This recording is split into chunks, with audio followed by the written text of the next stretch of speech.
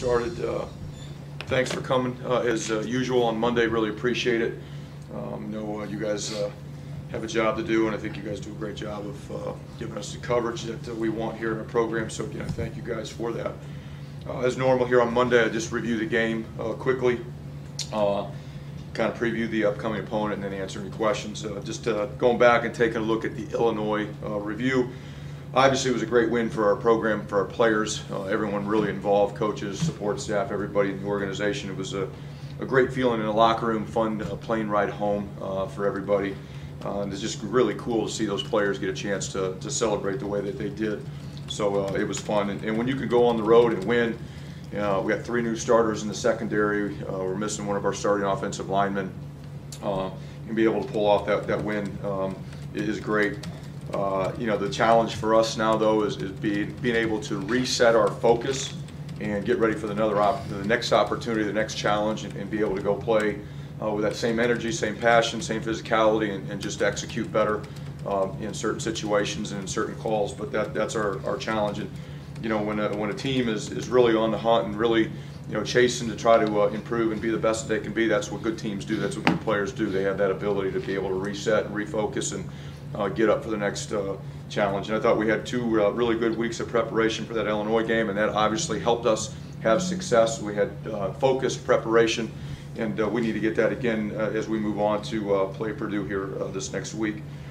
Defensively, I thought our D-line played very well against Illinois, especially in the run game. They were physical in the run game, did a great job of using our hands, getting off blocks. I thought we applied pressure to the quarterback. I got a couple sacks, but we were close to hitting the quarterback and getting hands in his face several times in that game. Juwan Harris was our player of the game. Very happy for Juwan to be able to get his first start on defense, really his first game playing as a DB, and to go out and have the production that he had was outstanding. Things we've got to continue to clean up are some penalties on defense, and we didn't finish the game the right way. I think they had around 250 yards or under 250 yards with 9 minutes to go in the game, and we gave up 2 drives in the last 9 minutes of that game, and we didn't finish it right. So we're not very happy about that. But up until that point, I thought we were playing an outstanding defensive game. And you look at most, the pass yards, disappointed in the total, but again, I think there were 144 yards. Passing with 9 minutes to go in the 4th quarter, and we've got to learn to finish the games, and we will. Just a few technique things here and there, and a couple calls here and there that we can do differently in those situations that will help our players. We need to do that. Offensively, our whole O-line was the unit of the game. I thought outside of the Washington game, that was the best that our offensive line had played so far this season. Outstanding in the run game. Pad level was better, the footwork was better, stayed on blocks better. Still have to clean up some of the penalties on the O-line, just like what we do on the D-line with foolish pre-snap false starts or holding calls or things like that. We've got to get that cleaned up. The other thing offensively, the 3 fumbles were unacceptable. We've invested a lot of time in the ball security, and from a fumble standpoint, we've done a pretty good job this year, and Saturday was the worst that we've had in that department so far this year. Special teams, we had some big plays that helped us in that game. We had some big punts in the second half to change field position. Obviously on one punt, turnover occurred, and we got the takeaway that gave us a really good field position. We had some pin-ems on our kickoff coverage team inside the 20-yard line that helped us with field position. But again, just like offense and defense, some things we got to get better. Could have had a punt blocked. They were in hold-up mode most of the day. Late in the game, we assumed they were going to hold us up, and we took off, and they came and could have had a punt block. And then we mishandled the onside kick at the end, didn't execute in that situation. So there's some things that we have to do better there. But again, overall, pleased with the victory. And again, we know when you go win but can learn from that, that's a good situation. So we'll move on and get those things cleaned up. Talk about Purdue here for this week. It's homecoming. Excited to be back here at our stadium. Hopefully have a great crowd, great turnout by the student section, the riot squad, to create a great environment here on Saturday. We're going to need it. Purdue's a much improved football team. Their new coaching staff has done an outstanding job with this team. They're very multiple on both sides of the ball. Quarterback's playing well, good skill players on the offensive side of the ball. But we've got to continue to play like we did last week. We got to play physical. We got to play with tremendous effort, and we got to execute better and be a little bit better in situational football to have a chance to win this game. But excited for the next challenge, and our players are too. So with that, I'll go ahead and open up for questions.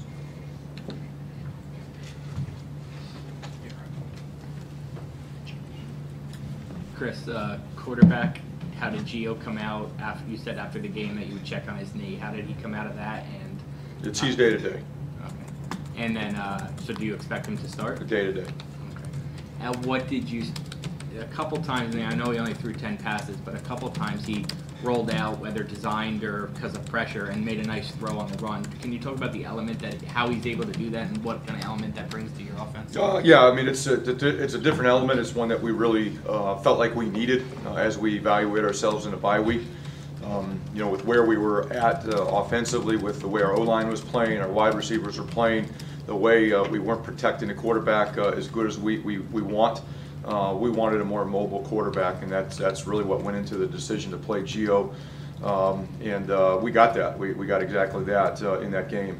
You know, protection broke down a couple of times. Gio pulled it down, scrambled, extended the play with his feet, and was able to keep his eyes downfield and made throws. And we moved the sticks because of it. And later in the game, Kyle was able to do that same thing on a huge third down play. So that's been a big point of emphasis by Coach Kill to be able to do that, and that showed up Saturday finally. Does anything change with the tight end dynamic now that you've put Travis Vokalek into that mix on the field? No.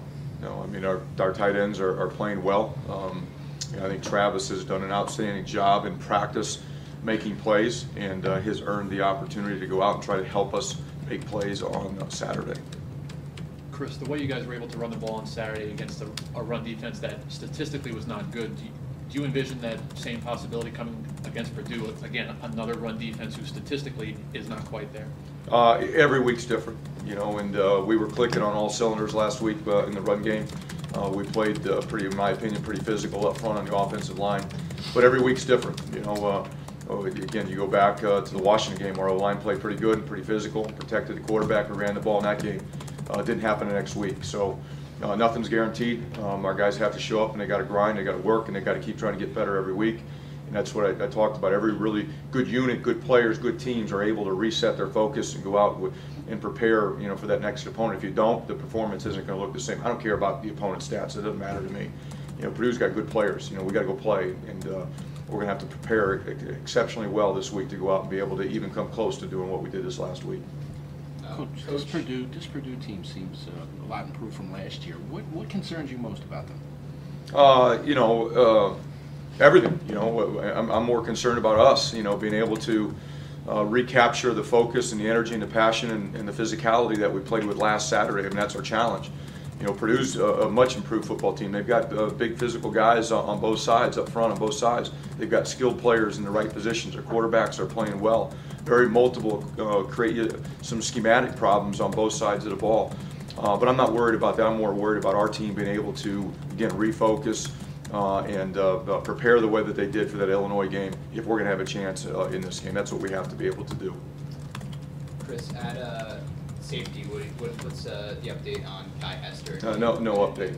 No. What are the plans at safety? Exactly what we did for Illinois. That's it. That's all we've got. You know, and I know at times you guys think I'm hiding guys on the depth chart, but we're putting the guys out there that we have. And if we get some guys back from injury, you know, that's obviously an added bonus. But right now, there's no change in our depth chart or our plans moving forward. So, Coach, how do you recapture that physicality, that emotion that you just had in the Illinois game for this week?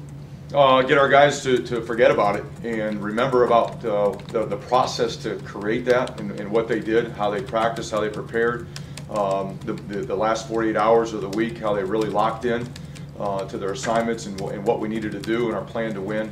We've got to be able to do that each week, and that's a measure of a consistent head coach and a coaching staff to be able to get that done. It's a measure of a consistent player to be able to get that done, and that's really what it is. There's no magic formula to it. We have to all, myself included, that win over Illinois, it's gone. It's behind us. It doesn't affect the next week. We have to reset. We had some really good focused preparation. We have to be able to recapture that and do that again. It's just constant communication, with the players about it, education on why it's important and motivation to get it done. It's as simple as that. And we have not been able to do that here yet since I've been here, and that's the challenge right now, to be able to get that done. Chris, building off Bobby's question on Purdue, do you have an appreciation for how quickly they've been able to, I guess, they were in a similar position to you were in, and how quickly they've been able to be competitive? And does that, I don't know, say something about how teams like Rutgers, Illinois, Purdue can actually come up from the bottom of this conference? You know what, the only thing I can worry about is our program here, our situation. I don't know what their situation is. You say the situation's similar.